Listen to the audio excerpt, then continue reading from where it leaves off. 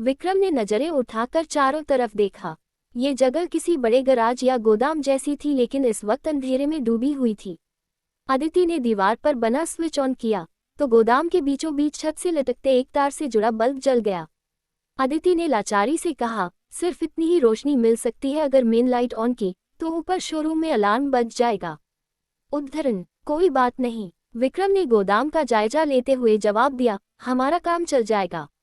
उद्धरण, वहां के आधे से ज्यादा हिस्से में टूटा फूटा फर्नीचर पड़ा था। एक तरफ लकड़ी के बड़े बड़े तख्ते रखे थे और पास ही में एक टेबल के साथ जुड़ी हुई लकड़ी काटने की आरी थी। फर्नीचर बनाने का बाकी सामान भी इधर उधर रखा था। लकड़ी की एक कुर्सी पर विक्रम ने शकील को बिठा दिया। शांतनु ने उसके हाथ पैरों की टेप खोलकर रस्सी से उसके हाथ कुर्सी के पीछे बांध दिए। उसके पैर भी कुर्सी के एक एक पाए से जकड़ दिए। उनसे थोड़ी दूर जमीन पर बैठकर अदिति ने दोनों लैपटॉप खोल लिए। विक्रम ने इधर उधर देखा तो उसे पानी का एक जग नजर आया जो आधा भरा हुआ था। उसने जग उठाकर सारा पानी शकील के मुंह पर फेंक दिया। चेहरे को झटके देते हुए शकील कसमसा कर हाथ पैर हिलाने की कोशिश करने लगा। फिर उसने धीरे धीरे आंखें खोली। कुछ पल तक वो इधर उधर देखकर समझने की कोशिश करता रहा था कि वो कहाँ है और यहाँ तक कैसे पहुंचा। विक्रम ने झुककर धीरे मगर डरावने अंदाज में कहा, यहाँ पिकनिक मनाने नहीं लाए हैं तुझे। शुरू हो जा, क्या प्लान है तुम लोगों का? कौन कौन से शहर में कितने अटैक करने वाले हो? किसके लिए काम करते हो? यहाँ के अलावा और कहाँ कहाँ तुम्हारा अड्डा है? सब कुछ उगल दे। उद्धरण, ये देखने के बाद कि वो यहाँ विक्रम और उसके साथियों के साथ अकेला है, शकील ने सिर को झटक के चेहरे पर बहते पानी को साफ किया। फिर पूछा, हमारे बाकी लोग कहाँ हैं? मुझे यहाँ कैसे लाएं? विक्रम ने एकटक उसे देखते हुए सख्ती से कहा, तुझे सवाल पूछने की इजाजत नहीं है, मेरी बात का जवाब दे। उद्धरण, शकील के चेहरे पर गुस्सा झलकने लगा, तुमने मार दिया सबको, और मेरा भाई फारूक, उसको भी मार दिया। विक्रम ने शकील के जबड़े पर जोर से घूंसा मारा, तुझसे कहा सिर्फ जवाब दे, कोई सवाल नहीं। उद्धरण, शांतनु ने आगे बढ़कर विक्रम का बाजू थपथपाया और उसे आंखों से पीछे होने का इशारा किया। विक्रम के हटने के बाद उसने नर्म आवाज में शकील को समझाया, हम तीनों में से किसी ने तुम्हारे बेहोश होने के बाद तुम्हारे साथियों पर गोली नहीं चलाई। उससे पहले जिनको मारा था वो तुमने देख ही लिया था, लेकिन उसके बाद तुम्हारे किसी आदमी पर हमने फायर नहीं किया। उद्धरण, उसका लहजा देखकर शकील ने उम्मीद से पूछा, तो उनका क्या हुआ? हमने उन्हें कमरे में बंद कर दिया जिससे हमें भागने का मौका मिल सके। शांतनु ने सरलता से जवाब दिया। शकील की आंखों में चमक आ गई। उसे यकीन था उसके साथी जल्दी ही अपने आप को कैद से आज़ाद करवा लेंगे और जैसे ही जमाल भाई को इसकी खबर होगी वो शकील को छुड़ाने का बंदोबस्त करेंगे। शांतनु ने उससे कहा, अब मैंने तुम्हें सब बता दिया तो तुम भी मेरे बॉस के सवालों का जवाब दे दो, उन्हें गुस्सा मत दिलाओ। उद्धरण, शांतनु के हटने के बाद विक्रम पैनी नजरों से शकील को घूरने लगा। शकील ने बेपरवाही से उसे देखा, और क्या बताना है, जितना मालूम था वो पहले ही बता चुका हूँ। हमें सिर्फ असला तैयार करना था, आगे जमाल भाई क्या करने वाले हैं हमें नहीं मालूम। उद्धरण, अचानक विक्रम का शक्तिशाली घूंसा उसके चेहरे के दूसरी तरफ पड़ा और शकील कुर्सी समेत लुढ़क गया। शांतनु ने जल्दी से उसकी कुर्सी सीधी की और उसका कुर्ता झाड़ा, फिर उसके कान में कहा, अगर इनका दिमाग घूम गया तो मैं भी तुम्हारे लिए कुछ नहीं कर पाऊंगा। वो तुम्हारी ऐसी खातिरदारी करेंगे कि पूरी जिंदगी ना उठ पाओगे ना बैठ पाओगे। क्यों अपने लिए मुश्किलें बढ़ाते हो? तुम्हें सिर्फ जानकारी ही तो देनी है, उसके बाद हम लोग तुम्हें यही छोड़कर चले जाएंगे। अपने आप को किसी न किसी तरह तुम बचा ही लोगे, है ना? शांतनु की बात सुनकर शकील को बचने की उम्मीद नजर आने लगी। उसने थोड़ा घबराते हुए विक्रम की ओर देखा, मैं सच कह रहा हूँ, हमें पूरा प्लान नहीं पता। जमाल भाई से हमारी कभी बात नहीं हुई, परवेज ही उनके ऑर्डर हमें बताता था। उसने हमें 20 पेटी बम तैयार करने के लिए कहा था, हम बस वही बना रहे थे। उद्धरण, बिना पल के झपकाए विक्रम ने पूछा, किसके लिए बना रहे थे? कहाँ भेजने वाले थे इनको? उद्धरण, शकील कुछ देर चुप रहा, फिर उसने शांतनु की तरफ देखा। शांतनु ने हाथ से उसे बोलते रहने का इशारा किया। अपने होठों पर जुबान फेरकर उसने विक्रम को बताया, कल रात अनवर को सारी पेटियां लेकर पानी के जहाज से मुंबई के लिए निकलना था। मुंबई पहुंचने से पहले जमाल भाई समुद्र में ही सारी पेटियां उतरवाने वाले थे। हमारा काम वहीं पर खत्म हो जाता, उससे आगे दूसरे लोगों को संभालना था। खुदा कसम उसके आगे का मुझे नहीं पता। उद्धरण, विक्रम चुपचाप उसे देखता रहा। शकील का गला सूखने लगा और उसके माथे पर पसीने की बूंदें छलकने लगी। उसने हकलाते हुए आगे कहा, मुंबई और बाकी बड़े शहरों में हमारे आदमी ब्लास्ट करने वाले थे। जमाल भाई दंगे करवाना चाहते थे। उद्धरण, विक्रम ने अपने जूते से उसकी छाती पर जोरदार किक मारी। शकील की कुर्सी 2-3 बार लुढ़ककर पीछे की तरफ गिर गई।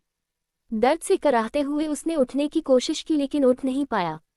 कुछ देर बाद शांतनु ने आगे बढ़कर उसे फिर से सीधा किया। शकील के पूरे चेहरे पर चोटें थी जिसकी वजह से उसका चेहरा लहूलुहान हो गया था। दयनीय आवाज में शकील ने विक्रम और शांतनु को देखते हुए पूछा, सब कुछ तो बता दिया, फिर क्यों मार रहे हो? उसकी बात को अनसुना करके विक्रम अदिति की तरफ मुड़ा। कुछ पता चला? बिना ऊपर देखे खटाखट बटन दबाती अदिति ने 2 उंगलियां विक्रम की तरफ उठा दी। शकील ने धीरे से शांतनु से पूछा, अब तो मुझे छोड़ दोगे ना? उसकी बात का जवाब देने की जगह शांतनु भी अदिति की तरफ मुंह करके खड़ा हो गया।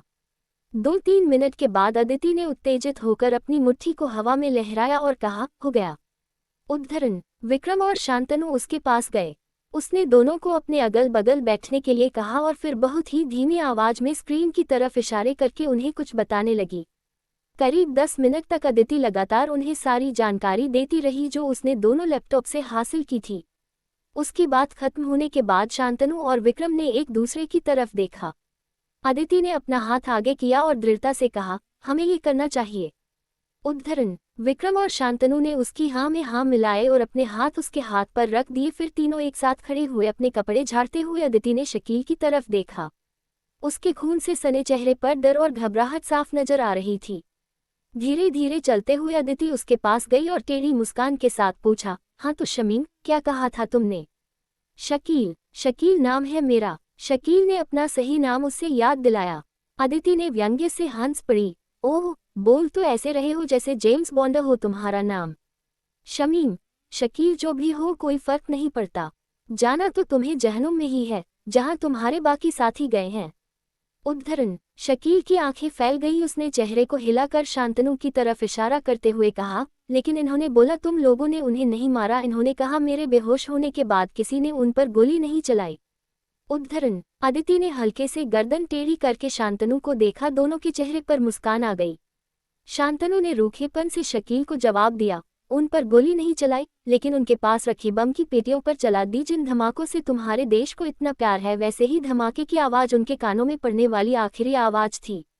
उद्धरण, ये सुनकर शकील गुस्से से कांपने लगा। तुमने झूठ बोला, मुझे बेवकूफ बनाया। तुम लोगों को क्या लगता है हमारे 8-10 आदमी मारकर तुम जीत गए? जमाल भाई आगे जाकर क्या क्या करने वाले हैं सुनोगे तो तुम्हारे होश उड़ जाएंगे। हम पहले भी तुम्हें अपना जलवा दिखा चुके हैं। अरे तुम्हारी पार्लियामेंट तक पहुंच गए थे। मुंबई का वो 5 सितारा होटल, रेलवे स्टेशन और बाकी जगह याद है ना? एक ही दिन में घुटनों पर ले आए थे तुम्हारे देश को। इस बार उससे भी बड़ा नज़ारा देखने को मिलेगा। पता है क्यों? क्योंकि हम सब कुछ अपने मजहब के लिए करते हैं। बहुत फक है ना तुम्हें अपने देश पर, उससे कहीं ज्यादा फक हमें अपने मजहब पर है। वो दिन दूर नहीं जब तुम्हारा देश टूटकर बिखर जाएगा। तब हर टुकड़े पर हमारा झंडा नजर आएगा और हर गली में अजान की आवाज गूंजेगी। तब तुम जैसी औरतें ऐसी बेशर्मी से मर्दों के साथ नहीं घूमेंगी। हमें अपनी औरतों को काबू में रखना आता है। उद्धरण, उसकी बात पूरी होने से पहले ही अदिति ने अपने जूते से उसकी नाक पर जोर से वार किया। और हमें तुझ जैसे टुकड़े ढूंढने वाले भिखमंगों को उनकी सही जगह पहुंचाना आता है। हमारी तरफ से भीख में मिला था तुम्हें अपना देश याद है ना? लेकिन अब हमने तुझ जैसों को भीख देनी बंद कर दी है। तेरे लिए हमारे पास सिर्फ एक चीज है और वो है तेरे नाम की गोली।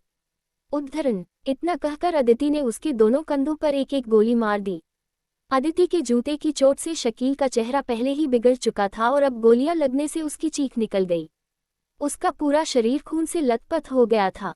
दर्द से दांत पीसते हुए उसने कहा, एक बार में मार क्यों नहीं देते? शांतनु ने आगे बढ़कर उसके गोली लगे हुए कंधे पर दबाते हुए कहा, टुकड़ों का शौक है ना तुझे, इसलिए मौत भी टुकड़ों में मिलेगी। उद्धरण, इतना कहकर उसने एक गोली शकील की टांग पर मार दी। शांतनु के कंधा दबाने से वो पहले ही दर्द से दोहरा हो रहा था। टांग में गोली लगते ही शकील से और बर्दाश्त नहीं हुआ और वो बेहोश हो गया। अदिति ने अपनी गन उठाकर 2 गोलियां उसके सीने में दाग दी। शकील की गर्दन एक तरफ लुढ़क गई। विक्रम ने आगे बढ़कर कुर्सी को ठोकर मारी जिससे कुर्सी शकील समेत एक तरफ गिर पड़ी। अपनी गन को बेल्ट में टांगकर अदिति ने जमीन से दोनों लैपटॉप उठाए और विक्रम और शांतनु से पूछा, चलें? विक्रम ने शकील की लाश की तरफ इशारा किया, इसका क्या? इसे ऐसे ही छोड़ दे। सुबह जब काम करने वाले यहाँ आएंगे तो क्या होगा? अदिति ने जेब से फोन निकाला और एक नंबर मिलाकर किसी से बात की। हमारा काम हो गया, कचरा साफ करवा देना। फिर फोन बंद करके वो विक्रम को देखकर मुस्कुराए। हमारे कुछ आदमी यहाँ अंडरकवर रहते हैं, इस तरह के काम में उनसे बहुत मदद मिल जाती है। तुम फिक्र मत करो, सुबह आने वालों को भनक भी नहीं लगेगी कि रात को यहाँ क्या हुआ था। उद्धरण। उसकी बात से आश्वस्त होकर विक्रम ने कहा, हमें इसकी खबर संग्राम सर को देनी होगी। उद्धरण। दूसरी तरफ से संग्राम की आवाज सुनते ही विक्रम ने रिपोर्ट बताई, सफाई कर दी सर, लोग और सामान सब कुछ खत्म कर दिया। उद्धरण। संग्राम ने खुश होकर कहा, वेरी गुड, मिशन पूरा हो गया। उद्धरण। विक्रम ने अपने साथियों की तरफ देखा, फिर लंबी सांस लेकर कहा, मिशन पूरा नहीं हुआ सर। उद्धरण। संग्राम चौंक गया, क्या मतलब? कोई बचकर भाग गया क्या? नहीं सर, यहाँ कोई नहीं बचा, लेकिन उनकी बातों से और अड्डे से उठाए हुए लैपटॉप से हमें जो इन्फॉर्मेशन मिली है उसके हिसाब से आतंकवादियों के प्लान का ये सिर्फ एक हिस्सा था। वो कुछ बहुत बड़ा सोच रहे हैं। यहाँ की यूनिट अगर 10 शहरों में एक साथ ब्लास्ट करने की तैयारी कर रही थी तो आप समझ सकते हैं कि बड़े प्लान में वो कितनी तबाही मचाना चाहते हैं। विक्रम ने बताया। तुम कहना क्या चाहते हो विक्रम? क्या उनका अगला प्लान भी पता चल गया? संग्राम ने पूछा। लैपटॉप से निकाली हुई पूरी जानकारी विक्रम ने संग्राम को दी। इनका सरगना जमाल नाम का कोई आदमी है जो काबुल में रहकर सब कुछ कंट्रोल करता है। उसका दाहिना हाथ परवेज अपने देश से बाहर ऐसी जगह पर यूनिट बनाता है जहां किसी को उन पर शक ना हो। 13 से 17 साल के लड़कों को मजहब के नाम पर बहकाकर गोला बारूद बनाने की ट्रेनिंग देते हैं और फिर इन्हीं को ह्यूमन बम बनाकर उसे शहादत का नाम देकर उनसे अटैक करवाते हैं। आज हमने एक यूनिट खत्म किया है, हो सकता है ऐसे और यूनिट भी अलग अलग देशों में इस वक्त काम पर लगे हो। हमें जो नक्शा मिला है उसमें हमारे देश में 100 से भी ज्यादा जगह पर लाल रंग के निशान बने हुए हैं। या तो ये लोग उन जगहों पर अटैक करना चाहते हैं या फिर वहां पर अपने जासूसों को रख रहे हैं या रख चुके हैं। उद्धरण। संग्राम उसकी बात सुनकर सकते में आ गया।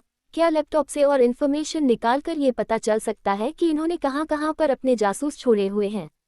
वैसे अदिति कंप्यूटर एक्सपर्ट है, लेकिन अगर तुम चाहो तो मैं किसी और का इंतजाम भी कर सकता हूं जो हर छुपी हुई जानकारी निकाल लेगा। उद्धरण। अदिति सब कुछ पहले ही चेक कर चुकी है। विक्रम ने उसे विश्वास दिलाया। ओके, संग्राम ने समझते हुए पूछा, तो तुम्हारा प्लान क्या है? बाकी की इन्फॉर्मेशन कहाँ से निकालोगे? विक्रम ने अपने साथियों की तरफ देखा और उनसे सहमति मिलने पर उसने जवाब दिया, बाकी इन्फॉर्मेशन जमाल हमें देगा।